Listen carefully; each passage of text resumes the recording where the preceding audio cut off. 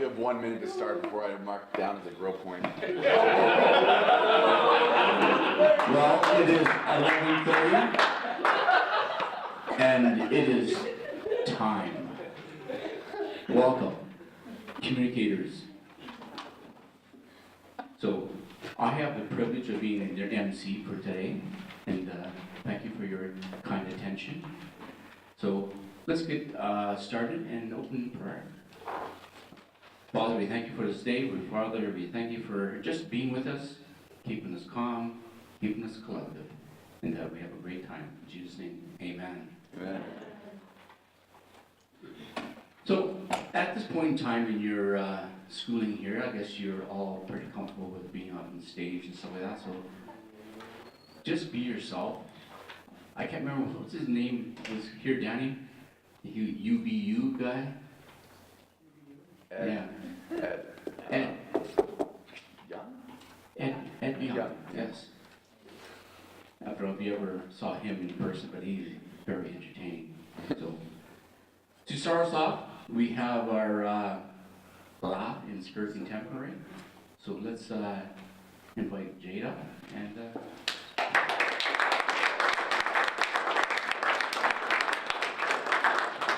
Good morning, everyone. I hope you all had an amazing morning. I just want to welcome you here at Springs Church. And I just want to welcome anyone who's new here. And I just want to explain the culture that we have at Springs. We have a few types of culture, and then one is an acronym. It's LAUGH. So it's spelled L-A-F. We spell a little bit differently because each letter means a different thing to us as a church. So we chose laugh because as a church, we love to laugh with each other and we love to bring joy to others. When you walk down our halls, we want you to feel comfortable and at ease. So first, the L stands for love. We want you to feel loved here at Springs. When you walk through the doors and when you talk to the greeters, when you talk to everyone at the kids' church or the coffee shops, we want you to feel completely loved. And now, next is A, and it stands for accept. We want you to feel accepted. And whether you come from the worst week or the best week, we want this time to just be an accepting time with everyone around you and just feel completely at home. Next, we have F, and that stands for forgive. So as a church, we want you to come in and we want to forget about your past and everything that you brought, and we want to forgive you and meet you where you're at and help you grow and where you are.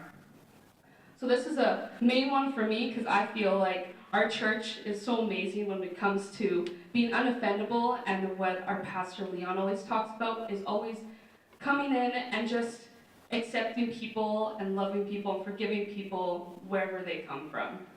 So even when you go to the coffee shop and they made your drink wrong or something happens, always be willing to forgive them because we all make mistakes, we're all imperfect, but we want to come together and just love each other. So the next part of our culture is Spirit Contemporary. So this is something that our Pastor Leons and Sally came up with, and it's just a way that we want to speak about the Bible and God's Word in a contemporary way, relatable way, where we know how to apply it to everyone's lives, and also we know how to explain the Word in a way that's relatable, because I think that's when we start to love the Word so much more, is when we know how to value it and apply it to our lives. So we just want to thank you for coming this morning, spending Sunday with us. It's super great to have you, and we hope you have a great rest of the service.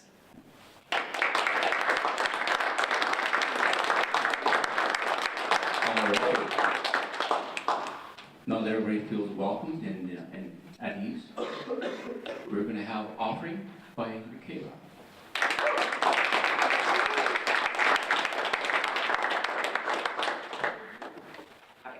It says in 2 Corinthians 9:7 that everyone should give whatever they have decided in their heart, not with hesitation or because of pressure. God loves a cheerful giver. I feel like I've always had a lot of misconceptions about offering, and because of this, I avoided talking about it like it was the plague. I did grow up in church, and I've done it my whole life, but I never really knew why. It's like, if God is so big and so powerful, what's he going to do with my piddly little pile of money? And it wasn't actually until recently that I was able to make offering meaningful to me. And that was through studying The 5 Love Languages by Gary Chapman. If nobody's familiar with this, It's basically the breakdown of how different people love and show love and receive love as an individual the best. And receiving gifts is one of them, and it's one I've always been very proficient in. My mom is a gift giver, my sister is also a gift giver, and I also very much like gifts. And it's not a materialistic thing for sure. I love gifts because of the thoughtfulness behind them, the emotion behind them, and the effort that's put into them. I would rather have something that's small and meaningful to me than something that's super big and expensive but has no heart behind it.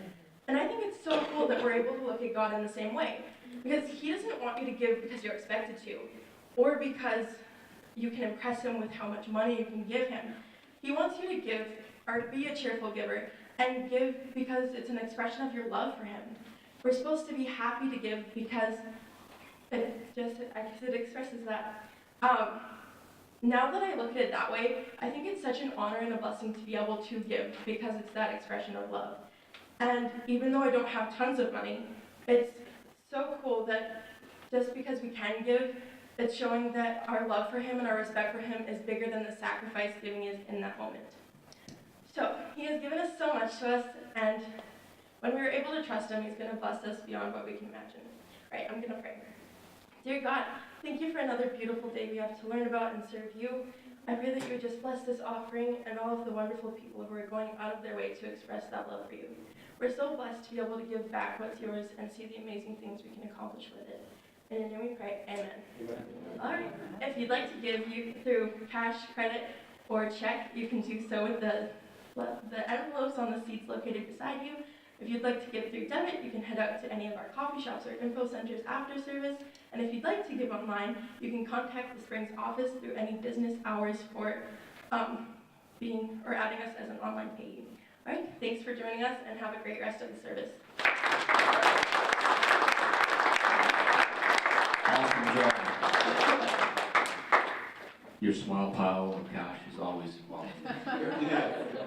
She has piles of cash. So, before I forget, our timer, Nicolette up here, she has the green, the yellow, and the red. We all know what that means. So, make sure you're attentive in your speeches. Our speeches are 5 to 7 minutes today. And there's all our third prepared speeches. So, starting us off is Morgan. So, come let us know. Thank you. So, when I wanted to decide my third speech, I actually took a long time to figure it out. I started months ago and I actually just figured it out yesterday. So, so my topic is hilarious. That's actually what it is. I wrote at the top, hilarious. So that's what my topic is. And so what I found is life is funny. And if you can't find the humor in life, you should probably look harder. And so what I'm going to do is, because on my first speech I told stories, and I love telling stories, and I have so many funny stories, that I'm just going to go through some sections here of my life and tell some stories. So, when I was in grade school, I was a beanpole. I was very, very skinny. I'm fairly skinny now, but I was even skinnier then, and my dad would call me string bean, green bean, toothpick, stick, twig, whatever. It's fine. I didn't take an offense to it. I thought it was pretty cool that I was skinny. But because of this, I was bullied fairly often because I read a lot of books and whatever. I was too skinny to protect myself. So this one kid, he was quite a bit bigger than me and quite a bit taller, but he wasn't very good in math. And I wasn't super good, but I was a little bit better than him. And he sat right in front of me, so he'd always ask me for help. And so I'd help him out, and we kind of made this unspoken agreement that I'd help him with math, and he would protect me at recess. So if someone were to come and push me over, he would come up and push all of them over. And I'd be like, ha! And it was great. So one time at a birthday party, this guy's name was Preston, and he was coming to the birthday party as well, and I was playing video games with a friend, and this guy had this ball. It was a fairly hard ball, and he kept whipping it at my head. And I was like a wuss, so I was like, stop, please stop hurting me. So, and he didn't stop. And Preston walked in, and he stood there, and kind of watched. He's looking at what he was doing, and I was like, stop. And he's like, he said, stop. And then the guy who was throwing it, he looks at him, he's like, and throws it again. So Preston comes up to him, he literally comes up to him, grabs him in the waist, and goes like this, and slams him on the ground. And I'm like, I tried really hard not to laugh because I was like, oh, this could be bad for me if I start laughing. But it was like, it was great. And I look back at it now, I'm like, holy, that was so funny. Like, oh, yeah, so that was my first story there. Another short, quick story. I liked telling jokes when I was in school as well, but I wasn't very good at the punchline. So one time, if you've ever heard of the slap joke, it's kind of where you like go on their cheek and then you like pretend to slap them and then you come up here and like slap here instead of slapping up here. So then they kind of go, because they kind of like were expecting you to, but you didn't. Well, I did. So I came up to my friend, I'm like, I got this really cool joke to show you, and I go like this, and I wind up like super far back, just whack, and I'm like, I literally just walked away. I later on and said sorry, but I was like so terrible. I went, oh, okay. Yeah, don't tell that joke anymore. Another story from school, like I said, I like to do jokes, and on April 1st, I don't know if you've ever heard of what a squishy is, but you take little ketchup packs and you stick them on their toilet seat, and so when they come and they sit on it, it like squirts out on their legs. And I was so excited for this trick to work. Like, I was like so pumped. I was like, this is gonna be great. So I put it on there and I went and checked the bathroom every now and then. And when I finally came and found, like, there was ketchup everywhere. Like, all in the bowl, all on the floor, just everywhere. I was like, it's so good. And I started laughing. I actually laughed so hard. I was like sitting on the ground, like laughing. Like, I couldn't catch my breath because I was just imagining this kid with like ketchup in his pants and like walking around like embarrassed and not telling anyone. And then this other person came in the bathroom and they're like, well, what's wrong with you? And they see like the ketchup and they probably thought it was blood or something because they were like, did you have like an accident? And then I just started laughing even more. I was like, it was so funny. Okay, so there's one final story that I really want to tell because I feel like I'm going to run out of time because I always run out of time when I tell stories. My brother and I have so many stories with my brother, and one of the things that I remember with him, we wanted to watch the new Larry Boy VeggieTales because we love VeggieTales. And so we were in this Christian bookstore and we're watching it, and my parents were like, hey, we gotta go. So they left, they literally left the store, and we just stood there and we just kept watching. And then they came back in, they're like, we are leaving now. And they were like mad, and we're like, oh no, we're mad. And so my brother starts crying, and we get into the car, and my dad was like, when we get home, you guys are getting a timeout. And we're like, and Tanner's like crying really hard. I'm like not crying. I look at him, I'm like, shh, shh, shh, they'll forget. Shh, if you keep crying, they're gonna remember now. Shh. So I told him to quiet, and he's like, oh. So he like stops crying, and it's fair enough, they forgot. And they actually forgot. And by the end of the day, we got home, and my brother was still not crying. I'm like, don't cry. Don't remind them. Don't say anything. And none of my siblings thankfully remembered because nowadays they would say it, but they didn't then. So then we didn't get in trouble, and I was so happy. I guess I have more time than I thought, so I'm going to tell more stories. Okay, so, yeah, I have a list, so. Anyway, so, another one with my brother that I pulled a prank on him once.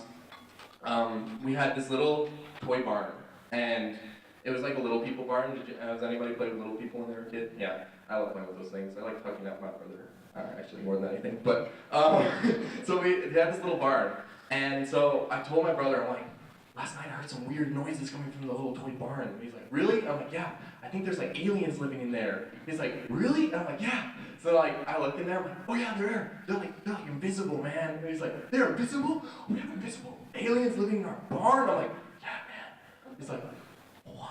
He's so like blown, like mind blown. So I'm like, I think they like to probably eat like Pop-Tarts or something like that. And he's like, okay. So then he like put little crumbs at the barn. And so what I would do is I would come and eat the crumbs while he wasn't there. And he totally bought it for the longest time that there were aliens living in the barn. And this one time we were going along and he was talking about how cool the aliens were and whatever. I'm like, okay, that was a joke, you know that, right? Because it'd been like a couple weeks at least. And he's like, what? I was like, that was a joke. No. I'm like, yeah, it was a joke. He's like, then how'd the Pop-Tarts disappear? I ate them. And he's like, oh, and it was so funny. I look back and I'm like, man, he was way gullible then, but not anymore. But okay, so anyways, basically why I want to tell those stories will make you laugh a little bit, and also just because in life is funny. It really is. Like even in the like worst times, sometimes you'll get in like a really bad situation, but you'll look back at it a couple years later and you'll just laugh because it's really funny, even though it wasn't funny at that time. So honestly, just what I wanted to say was have fun with life. Don't take everything too serious and just Life is funny. Thank you.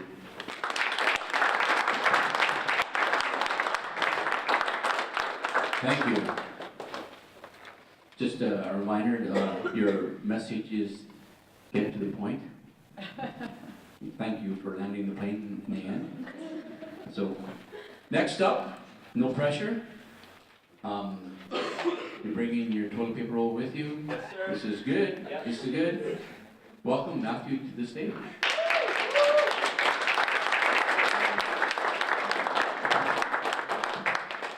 Oh boy, well, hello everybody. I'm just gonna figure this out for a second, one sec. Well, I'm sure you know who I am by now. My name is Matthew, and today I want to be talking about all the things that I've learned from working custodial.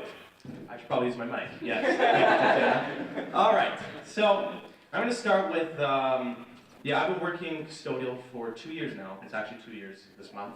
And it's been a long journey. It's been some really, really great times, and there's been some times where I've been really tired and I've stayed here pretty late, and I'll get to that. But over that time, I made a lot of great friendships. I worked with a lot of my friends, which is really cool.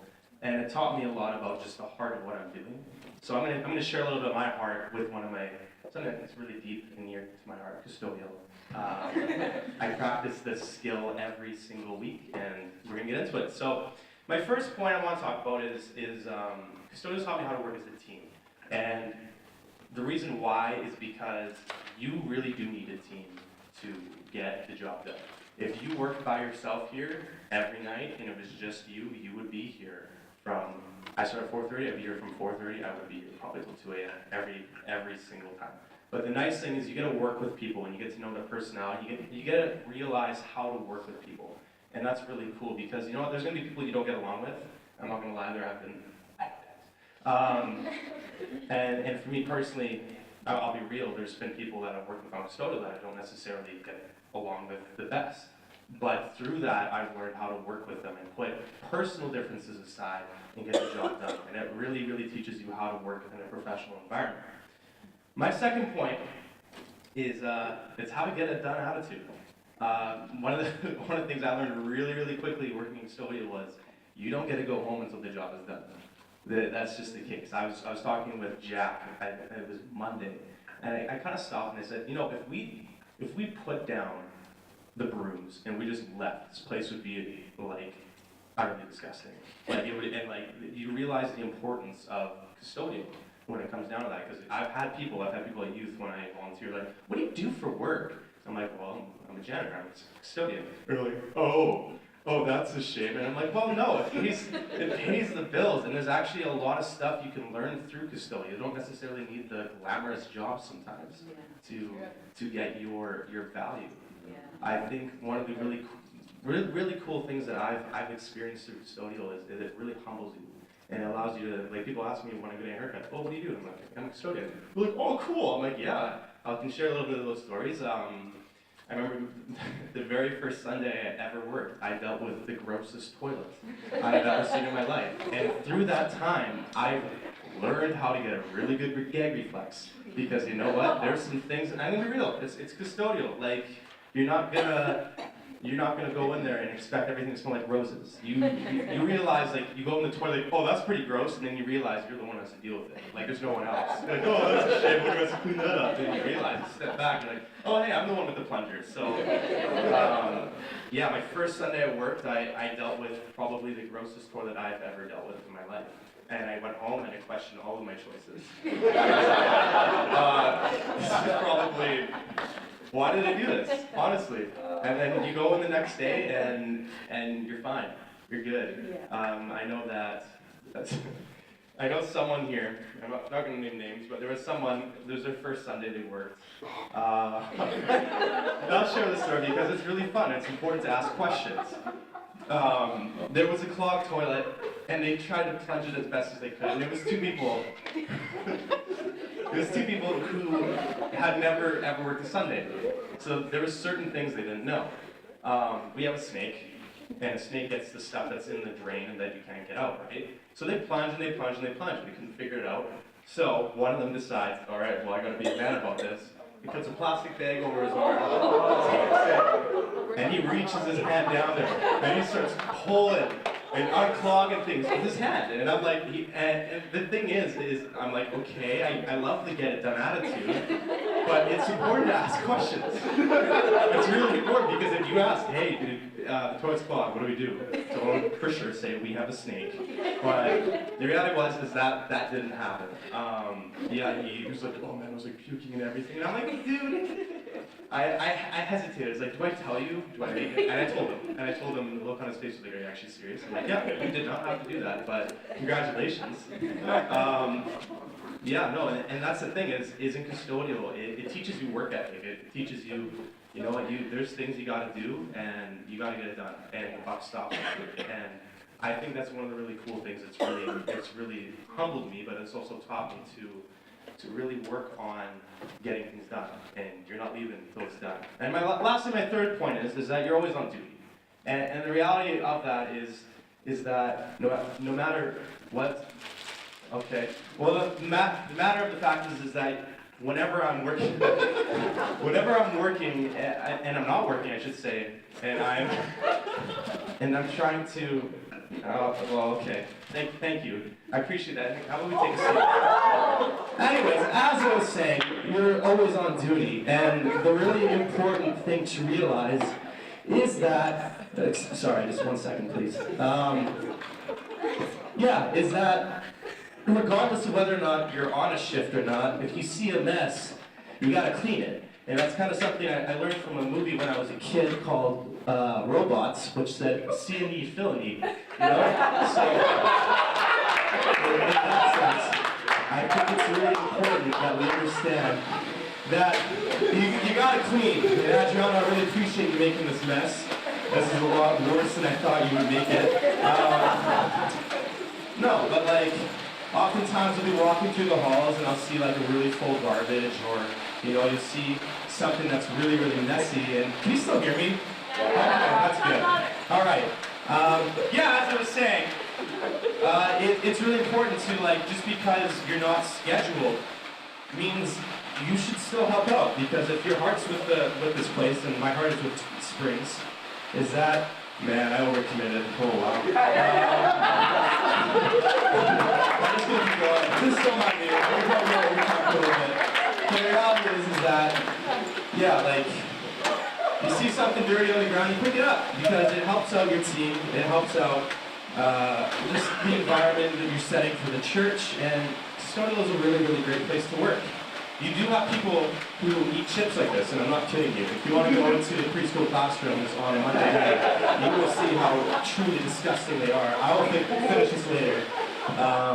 But yeah, anyways, my conclusion to this is that I learned from custodial that I realized that every part of the body is important. Yeah.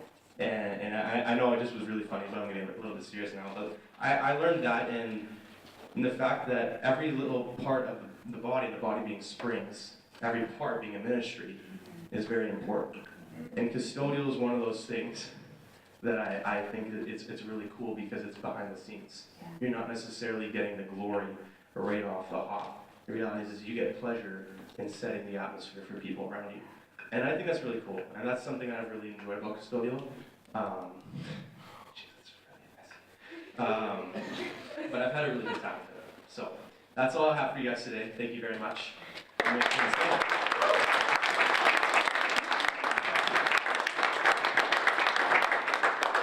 Honestly, custodial are my heroes. Absolutely. I used to be John Kessler, and what he did with all the facilities, I did that for 15 years. So custodial is key to helping. And thank you for your speech, Matthew. That was very good. As far as the example, just a tad over the top. Okay, carrying on. After that, to bring it to a more level place, we have Tatiana.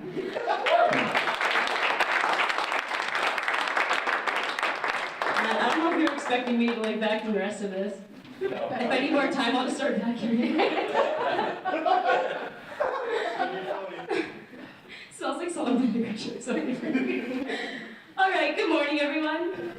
So I thought that I'm gonna talk to you guys today about my sister. Who here has a sister? I love my sister a lot, and I'm gonna take 5 minutes to brag about her to you and talk to you about the benefits of having a sister.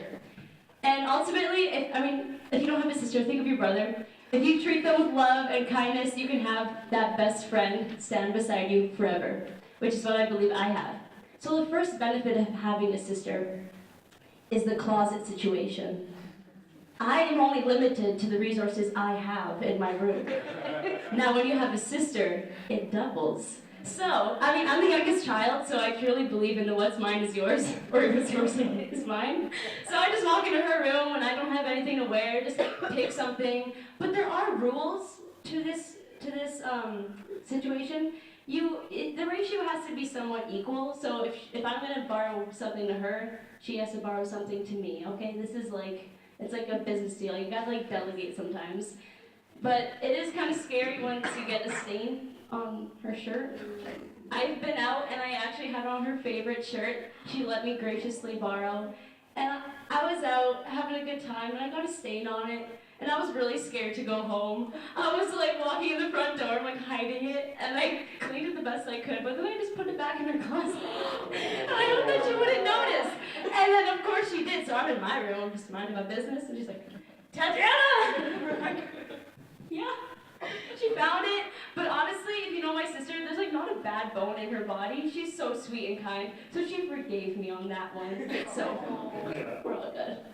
Listen, she lets me borrow her makeup too. That's all good. I'm younger than her, but I'm now taller than her, so I couldn't borrow her pants or anything. But I can borrow other things.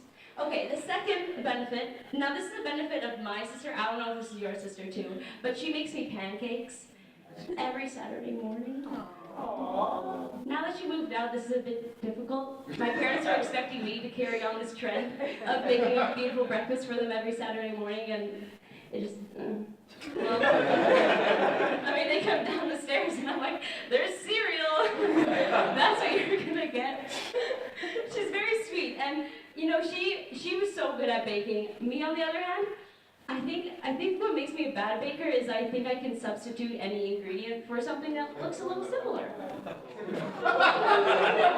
So, when I was making cookies and I didn't have cream cheese, I'm like, well, butter will do the trick. So then the batter was literally crumbling in my hands. I'm like, Brianna! And then she fixed that for me. She's such a doll. But the third thing, which is a little bit more serious, is that having a sister, she will give you the most honest advice and honest input that is sometimes unwanted, but you definitely need. Now, if you don't have a sister, have this in a best friend. This is something, I think it comes from being family too, though, where family just tells you things how they are. They're not going to sugarcoat them, but it's because they love you. So there's been times where I walked into her room either laughing or crying, and she will be there for me, and she's going to take as much time as it needs to help me out.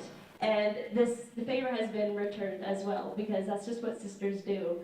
And again, if you don't have a sister, if you have a brother, I think it comes down to compromise and communication and relationships. So even though you're different, me and Brianna are very different, but I appreciate her differences, she appreciates mine, we compromise for each other, we love each other, and I feel like that's just a good foundation for relationships. Because I've heard of really awful relationships between sisters, and don't let your differences get into your relationship. Because we're all different, but I feel like if you genuinely make an effort to love people, to show kindness to people, and to show love in a way that they'll accept it, you're gonna have an amazing relationship. So I think my brother might be upset that I didn't talk about him in this speech. I love my brother too, but I love my sister. She's such a sweetheart. So yes, this is my speech. Thank you.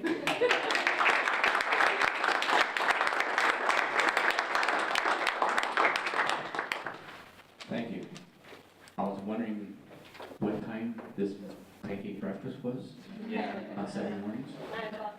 That's too early. Way too early. Okay, last but not least, we have a new person in the room. We're gonna have Gerard coming up. This is alter ego, so welcome.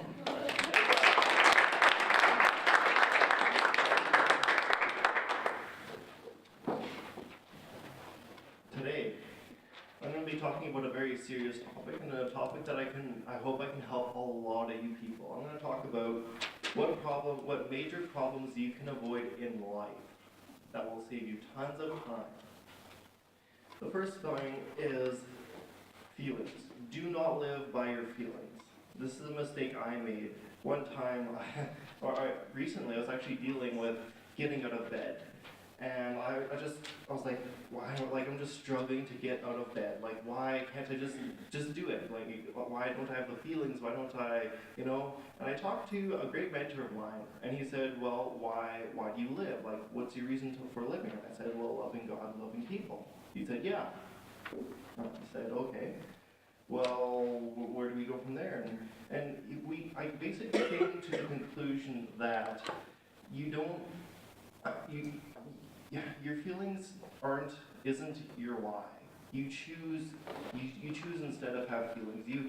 For your why, you choose to get out of bed. You choose, the reason why you get out of bed is to love people. And yeah, you may not feel like loving people, and you may not have all those feelings, but you choose to love people no matter what. And this really changed my life. I've improved, I've gotten out of bed way more times, and it's been so amazing. All right. Another lesson I've learned is hearing God's voice. I'm a bit of a weird guy. I like to hear God's voice, and I've always been fascinated by it. It's been something that I just absolutely love. It's like I just love hearing that still small voice telling me to do things, or I don't know why, and one area I really messed up in is learning to hear God's voice in dating relationships.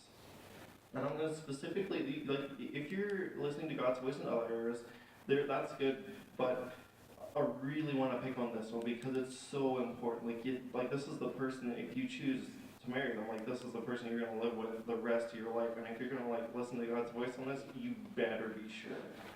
I kind of messed up in the sense that I thought I was hearing God's voice to get into this relationship, but wisdom said that it was not a good idea.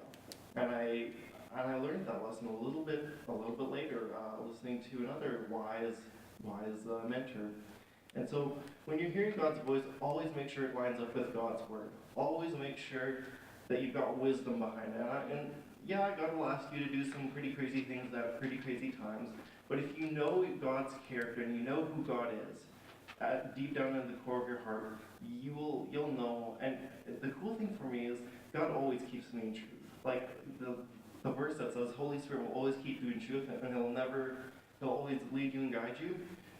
When I was making huge errors in any of my life, God would always correct me and bring me back on track, so that I would never veer off into a life where I don't know if I'd even be a Christian or not because of it. And He just really keeps me in truth. Now, the most serious thing I want to talk about today is Jesus' pickup lines Jesus could have used back when He was down on earth. Okay. So He walks up to a girl and He's like, hey, baby, I'm the way to your heart. And then He's like, oh, and by the way, I'm the truth. I will never lie. I've never told a lie, and you can always count on me. And lastly, I'm the light. If you ever doubt me, you can bet I'll raise you back up to life. And we'll live together forever. Alright, so you're probably wondering, okay, where's this random humor coming in? The biggest mistake I've ever made in my entire life is taking life way too seriously. I would sometimes spend hours in the Word and just be like, sometimes it was like, I was acting a little constipated. It was like trying to get something to work and whatnot. And it was just the Sorry about that. Anyways, the point is I took life way too seriously, and it really rubbed off on my friends, and I wasn't the fun guy to be around. But as I've gotten in college and hung around with some pretty goofy people, I've learned to loosen up a lot until just loosen up. And so when the best way to handle mistakes is to learn from them. Maybe write a journal. This is what I'd recommend, is actually write a journal of when you've made a mistake, like write down the solution, like so you don't make the same mistake again. And then when you do approach that problem, it's like, hey, I wrote that down somewhere, and I can fix it. But the best way to learn is Holy Spirit. He'll keep you in all truth. He'll help you to avoid mistakes instead of having to go through them and learn the hard way. Holy Spirit is the best teacher, and when you know Him from your heart, and that's by getting into the Word, just fellowshipping with Him, getting to know Him, and just getting to know Him. He will keep you and guide you in all truth, and keep you from making major mistakes that I may have made. Thank you.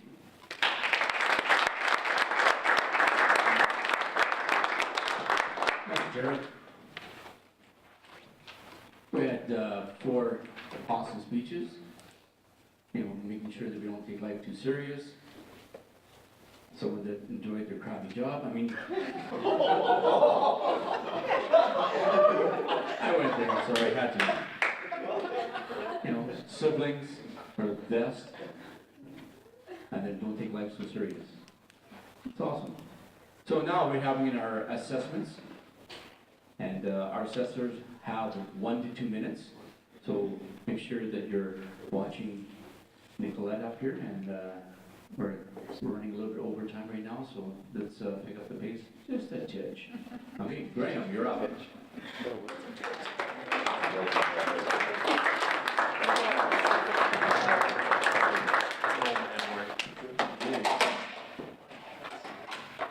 Morgan, you did a really great job. You were very enthusiastic. You definitely conveyed confidence, enthusiasm, and sincerity, which is part of the expectations. You had good eye contact. You had, or the content of your speech definitely supported the point of your speech. Your enthusiasm is great, but depending on your audience, I would say. If you're speaking to a group of kids at camp, your enthusiasm is perfect. If you're speaking to a group of adults, I would suggest to harness your energy a little bit, because at times you were speaking quickly and you were almost a little bit jittery up here, so just be aware of that. And also, when you had a funny point or a line, you went right into your next part right away. So I would suggest just to pause while we're laughing. Just pause instead of being like so focused and just getting to the next thing right away. Your use of notes was really good. It's fine that you had them, but you hardly used them at all. You were very comfortable here, so that was great.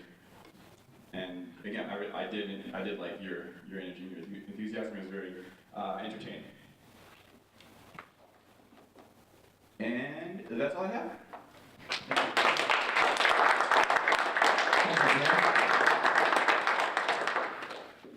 So, next up, to assess Mr. Just go ahead, don't worry.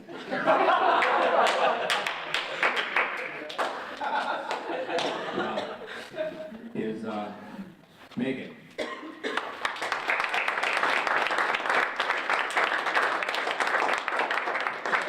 Thank you, Dennis. Sorry to put my hand up there. Matthew Allen. That is one speech that I will not soon forget. It was very memorable. Thank you so much for that. Your job was to inform, persuade, entertain, or inspire us. And I believe that you did all of that. Well done. I appreciate your speech was very well organized.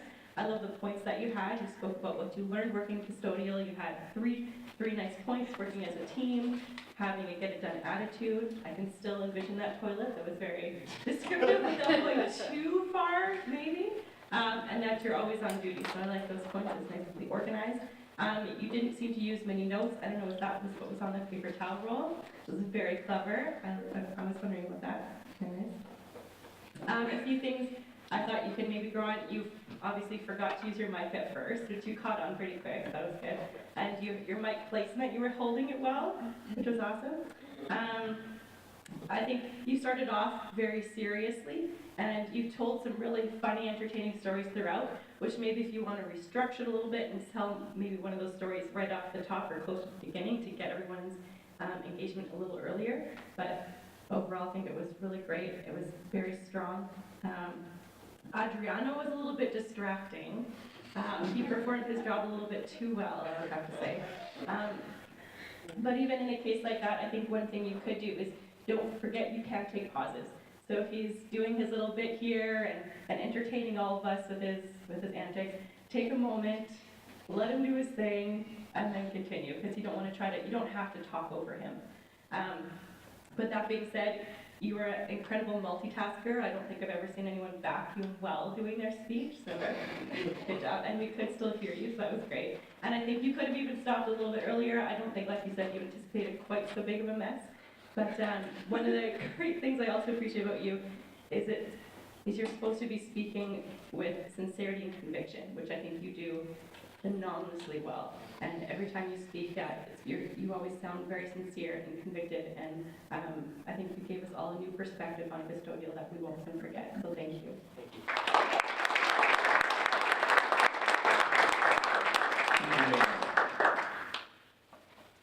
Next up, doing Tatiana is Janelle.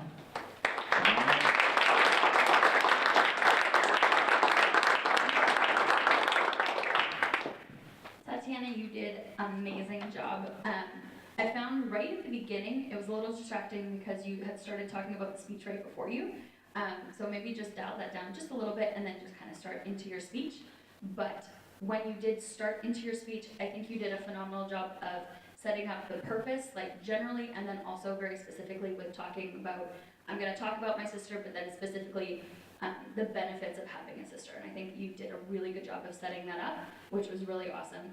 You started with a little more funny with sharing clothes, and then got a little more serious in talking about breakfast and the fact that she doesn't live at home anymore, and then right into your last one of like the advice that she can give you, and it brought it down very gracefully into your very solid, kind of more serious point at the end. So your transition from funny into your serious point was really, really well done. So I applaud you for that. The one thing I would say for grow point in setting up your speech, I would say work a little bit more on the concluding part of your speech of touching on those different points, coming back down, and then leaving it with just like a good one-liner or something to end off with instead of, okay, that's my speech, and kind of end like that. So just maybe a focus on a little more of that, just because that was a little bit more of what this get to the point was, so just having that ending little tidbit. You did have notes, but you didn't rely on them super much, which was really, really well done. And I love your ability to tell stories. You had amazing pauses and like thoughtful, like waiting periods for everybody to laugh and kind of think about what you were talking about, which was really well done. So thank you.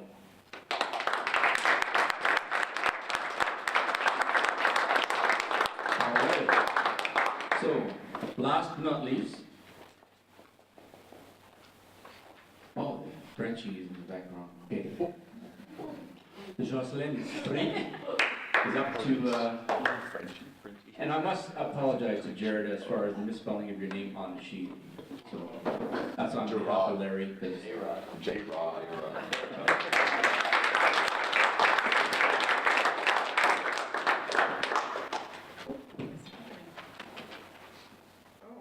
There's a line there.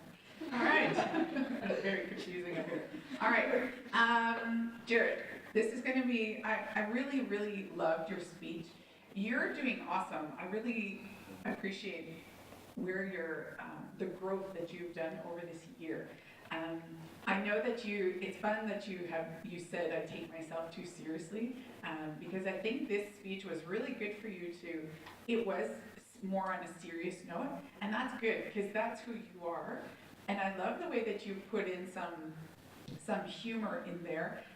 You're that type of person, and there are not many of these types of people that like have the serious face, but you can give a joke and not flinch. Love those people. They're so good at doing it, and I think that that's something that you can harness and do really, really well. Not many people can do it. A few things that I would mention. Okay, so part of your speech, what you were supposed to do is give me the purpose, and have your intro, everything in the middle, support that, and then at the end. I think that you gave me, I was a little confused because I wrote down what your purpose was at the beginning, but your conclusion gave me another purpose. So I think your conclusion gave us like the best way to learn from your mistakes. That's what I took where it was going, but your intro should have mirrored that almost exactly, okay? So I think I thought you were gonna talk about time savers, because you had mentioned saving time, but I think your conclusion was like where you were going, and it was really good, okay?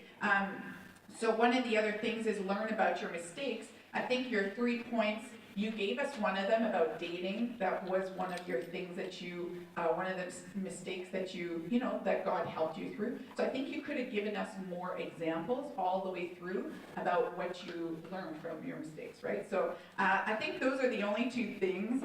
I love your Jesus pickup lines. They were super cheesy, but like if you can hone in on the deliverance of that, it's pretty awesome. Otherwise, I love your sincerity. I love the way that you have so much depth of knowledge of God and who you are, and I think that you hone that in, and just use that because it's really fabulous. Thank you.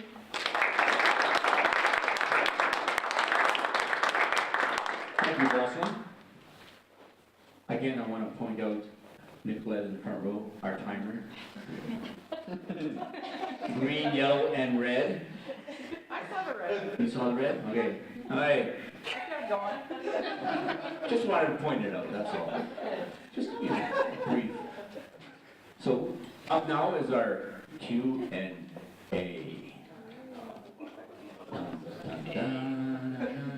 I told Devin that he could do up to 9. It's his choice. And like I told you guys earlier before we were officially going that, lunch is optional. So, Devin, come on out.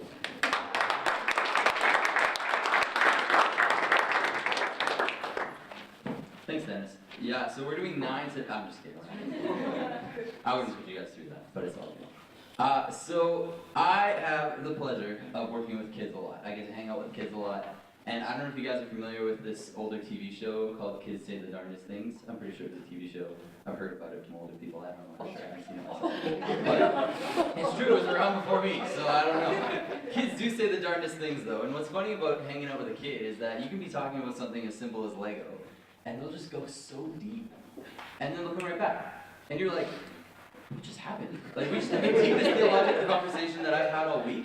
And then you went right back to asking me, like, what I want for breakfast. Like, it's just the weirdest thing. I don't understand it. But I have had the pleasure of being asked some really deep questions by kids.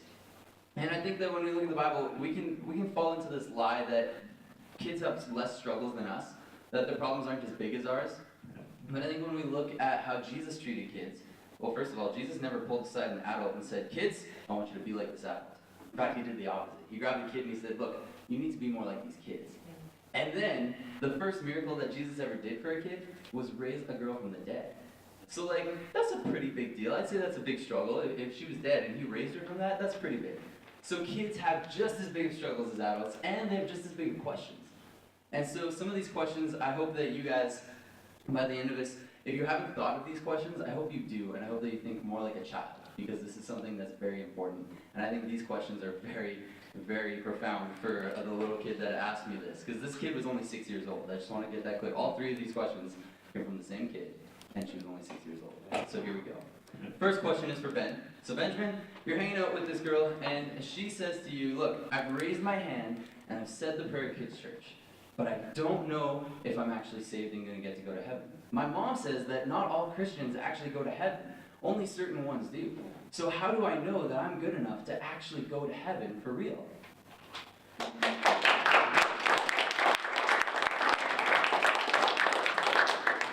All right, so the question was, I raised my hand in church and I gave my life to Jesus, but how do I know that I'm good enough to be saved? How do I know that I'm saved for real? Well, first of all, you don't need to be good enough to be saved, right? I understand why lots of people would think that, but if anyone can be saved, then that means there can't really be a standard because we're all different, right? If everybody's different, there wouldn't be a certain line that we have to get to in order to be saved. So that's not how it works. Once we accept Jesus into our heart and make that decision, then we are saved. And that's what we need to do. We need to believe in Jesus in our heart. It's more than just raising your hand in church and repeating the words and, okay, now I'm good, now I can go do whatever I want. You need to believe in your heart and know that you're believing in the truth. And if you keep coming to church and keep learning about God and learning about Jesus and all the things that He's done for us, you'll know that that's the truth. And when you can believe in the truth and know that Jesus is the way for you to be saved, then it's so much easier to just let go and accept the fact that you are saved and then go on and live your life for God.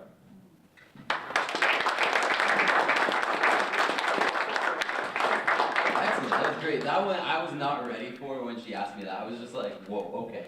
Especially like the whole, like, I don't know if I'm good enough because my mom says not all Christians go to heaven. Like, that was like, yeah. This next question is for Jack. So Jack, you're hanging out with the same girl. And she says, okay, I've heard about this book in the Bible called Revelation. And I've heard that there's a lot of scary stuff going on in there. And like, it's really weird. And like, there's all kinds of strange things in there that would be pretty scary. My friend told me about it. I haven't read it myself, but can you tell me what's in it? I really want to know. Like, I won't be scared. It's okay. You can tell me anything.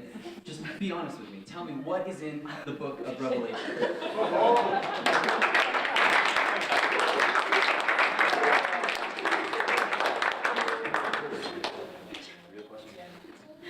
So the question was, what is in the book of Revelation? And I won't be scared, so you can tell me everything that's in the book of Revelation because I won't be scared. Can I do this? Holy cow. Wow, yeah, no, it's, Okay, so Revelation in the Bible, sort of, it was a period of time in which I believe, oh my goodness, I'm going to butcher this, I believe it was John, and he was alone on an island, and during that time he received many, many visions on what would pertain to it was essentially the second coming, and what would happen at that point is that Jesus would come back to earth. And the important part that you need to know about Revelation is that in the end, everything's going to be all right, because God's going to come back for His people, and He's going to reclaim that what was His, that which He poured His love and His life into. And there is a whole lot of details and a lot of imagery and a lot of metaphor in Revelation, but the important part is that Jesus is coming back for His people. Thank you.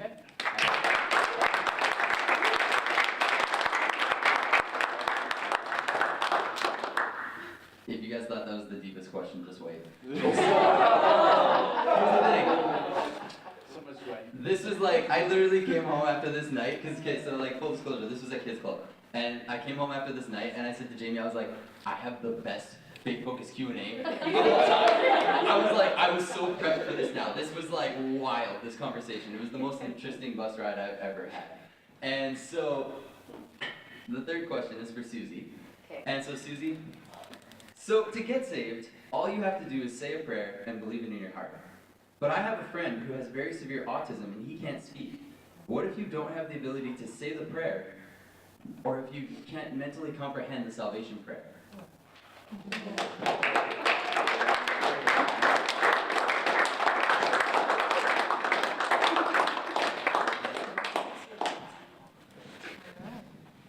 So, sorry, Clemente. Devin was asking, a 6-year-old asked about their friend if they can't mentally comprehend with autism. This is where I've read that, okay, I'm going to answer this to a 6-year-old, right? Yep. Okay.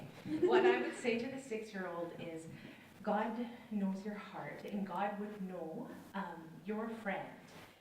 God knows that you accepted Jesus, and if your friend wanted to accept Jesus, God would know that too. It also talks about in the Bible that if nobody actually, God will always give them a chance. And if you don't know, God will give you that chance. And you don't always have to audibly say it, God will know. God will know in your heart. Again, imagining like I'm talking to this little 6-year-old right now. God knows your friend. God loves your friend so much. And that he would not leave or forsake your little friend. And that it's okay. It's okay. Your friend's going to be okay. They will be saved and they will go to heaven when they accept Jesus. Even if they can't audibly say it, God knows. God knows where it is.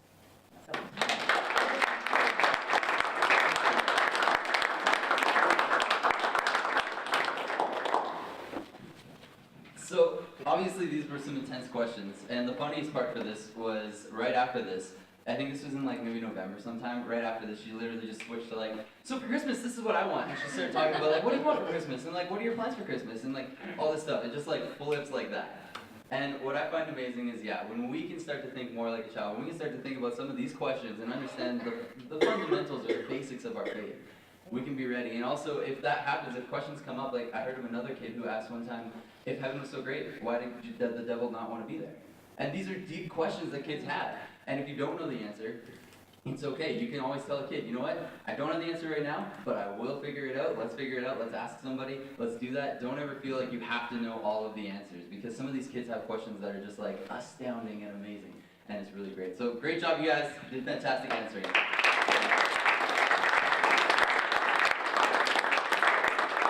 Thank you for keeping it so light. And wow. I need to know this kid, because even more, I need to know who this kid's mother is. Hey!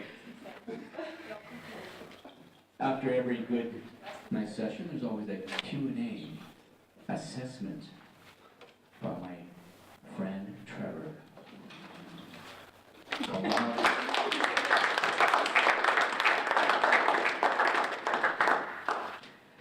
Thank you, Dennis.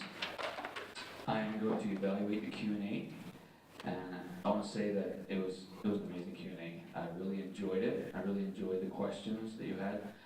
Devin, you're such a seasoned speaker. I love your energy. Just your presence on stage is so great. One thing I would say to work on is just your pace. You tend to just speak fast, and also just give breaks. You know, when people are laughing or whatever, not to try to keep talking, but just give breaks and just pause. And it's the only thing really I had. You're an amazing speaker, and if I think you just slow down and take your time, it would just help a lot. All three, I love the questions. I love that they were all from a 6-year-old. I think it really helps us when you kind of give us, okay, this is a 6-year-old speaking. So one girl point I think for everybody, and Susie, you did a great job at keeping that in your mind. It's like, okay, I'm talking to a 6-year-old. So just keep that in mind when you're answering questions. Is that okay? I'm talking to a 6-year-old. I'm talking to and picture yourself in that situation. It's like I'm sitting down with a kid. How would I explain that? And I think you guys all had great answers. I love Ben. I love your answer. It was simple. It was to the point, and I really enjoyed that, Jack. One thing at the beginning, you were like, "Cool." So just if you were sitting down with a kid, you probably wouldn't do that. You probably wouldn't be like, "Cool, that was wow." So maybe think of that as you're answering the question. But I know there were deep questions, so I get it. But I think you all did a great job. You took your time. You spoke from your heart. You had great questions. Overall, it was a great Q&A period. And yeah, thank you so much. Thank you, Trevor. So now to assess all those that have not been assessed as of yet, I guess including myself, Mr. Zachary Fontaine, sir. Come on. Thank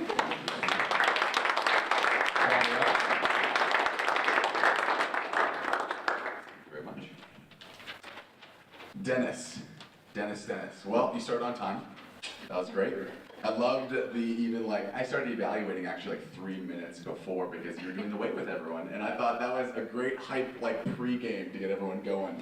for this great communicator session. So the one thing I love about you is you're Dennis. Through and through, no matter what, you're behind the mic, you are Dennis, and you will be no one else, and I love that. I love the fact that you're always you have this amazing comedic relief that is so dry but so amazing, and you say things that none of us would say, because we probably feel bad, but you get away with it, and we laugh. So you do a great job of that. I love it. You're calm, you're confident. I was digging pretty hard to find some grow points. The only thing is the timer announcement was a little bit late. Could have said it in your opening remark rather than after the first couple laugh and offering. And just stage presence. There's sometimes, I know you like to stand, which is totally okay, but you always stand just off center, which I found to be just a little bit distracting, so maybe just stand right behind. I don't know, that's just, like I said, I'm grasping for straws at this point. You did a fantastic job, and I love that you're Dennis in everything that you do. It's awesome. Jade, there you are. You did a great job. I love your eye contact. You constantly used your stage super well up here. You looked at all of us in the eye while you were talking about that. I loved that. About that. What you said, all your content was super good. I really enjoyed it as well. Only thing is slow down. When you're up here, you rush. And I used to do this all the time, and I still do this very often. And it's almost like you get through your point before you're ready to stop. And so now you're like, did I say this way too fast? And maybe I should slow down because I'm not going to allot my time. And everything's going through your head, right? So the only thing is if you slow down a little bit, I found you were a little bit choppy because you were speeding. But I've seen you on many different other stages. So just slow down. And everything that you prepare and everything you have in your paper will come up absolutely awesome. So I love what you had to say. It was good. Offering. Michaela, you did a fantastic job too. I love the ability to use the stage as well. That's what I always look for when people are up here, is how calm they are, is how much they can use their stage. And depends if you're an evaluator or not, you really got to stick to your notes. But you did a really good job. You're a great speaker, and I could tell that you were nervous up here. And I'm telling you that you have nothing to be nervous about because you are a great speaker.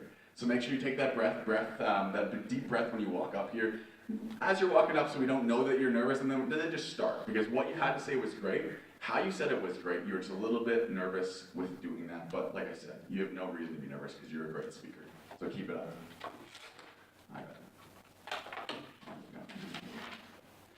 On to the speech evaluators. The one thing I love about speech evaluators is the fact that it's okay to get to the point with what you are evaluating. We don't have to be up here doing a whole another speech.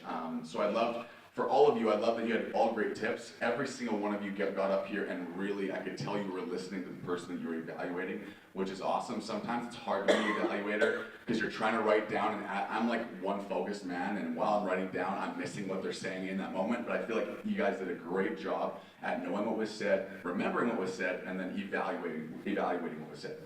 Graham, you're awesome. You came up here so many times. In the past, when I saw you in the first, you've come so far with your speaking ability, with the way that you speak, with your confidence, being so calm. You had awesome confidence in your voice, and you got to the point which I really loved. You got up here, you wanted to evaluate, and you went for it. The only thing is take a breath before you come up in two, because your stature of your body told me that you were nervous, but your voice didn't, which was cool. So just breathe, let your shoulders down a little bit, and just go. Because like I said about Michaela, you had great things to say, and you have no reason to be nervous, because we all love you up here, and you're doing such a fantastic job. So just take a deep breath, let your shoulders go down, and you'll be great.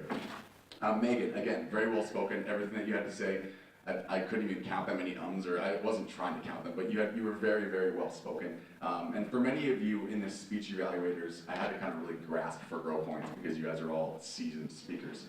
So yeah, Megan, I could tell that you really listened. I loved all the points that you had. And the only thing I could find for you was every once in a while you looked up into the corner of the room and didn't make eye contact with us, and that's the only thing I could find. So take it with what you will, but that's all I could find with you because you did a fantastic job with you as well. Janelle, you did a great job as well. I love when you are to the point, and you are someone who comes up here and you have what you say and you get it said and then you walk off. And I love that because you're evaluating. And that's what my favorite thing is. We don't need to tell a big story about how they spoke and how they did this, but no, you did this good, you did this good, you did this good. Keep doing this, but you could grow on this. You did a great job at getting to the point. You were confident, you were calm. And again, the only thing that I could find for you is your hand gestures sometimes can get distracting. That's the only thing I could find for you. Jocelyn. Great tips again. Everything you said, I could tell you were really listening. The only thing I had for you was that you didn't get to the point as quickly as I probably would have liked you to for evaluating. That's just my personal opinion. But everything you said and all the tips that you did have to offer were great tips. You probably would have been under time if you would have just more so just rather than telling a story to get to them, just went to them. And that's the only thing I have for you, to just get to the point quicker, and then you would have been, that's awesome. Everything you said was great.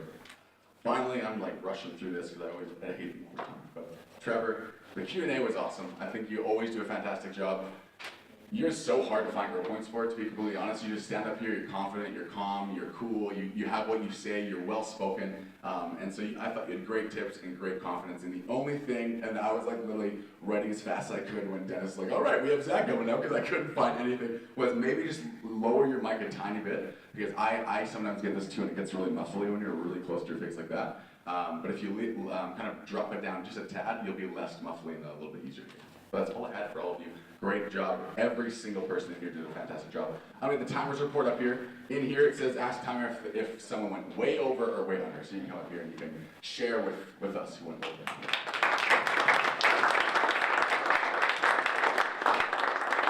Okay, so to start, we had Dennis emceeing, and he had 2 to 3 minutes, and he only went 1 minute and 13 seconds, so you're a little under there.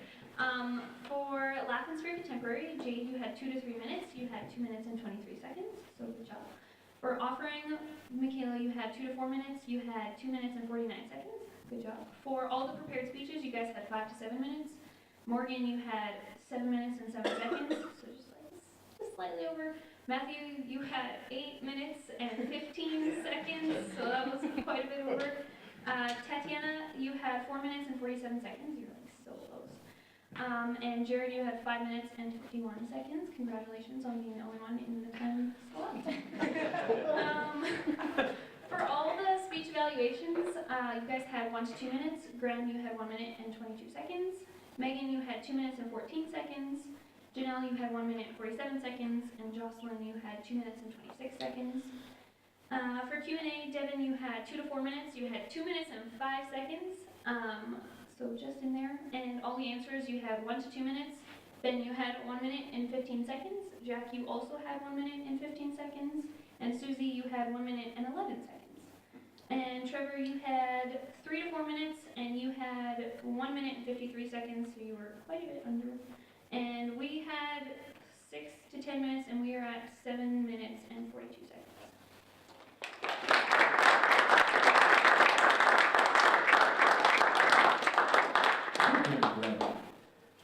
I purposely went under because I saw the lineup. I knew there was a lot of long-winded people in the crowd.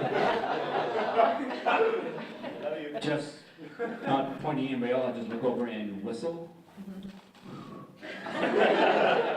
Hey, next week, next time, when we're on, when's the date for the next one anyways? I believe May 1st. May 1st. So, No, this is the 24th. 24th is the next one. May 1st. okay, 24th. the agenda is TBA because there was such a shifting in all the speeches and stuff like that, so Mr. Larry Peters will be sending out an adapted schedule to a service near you. So have a great day and take care.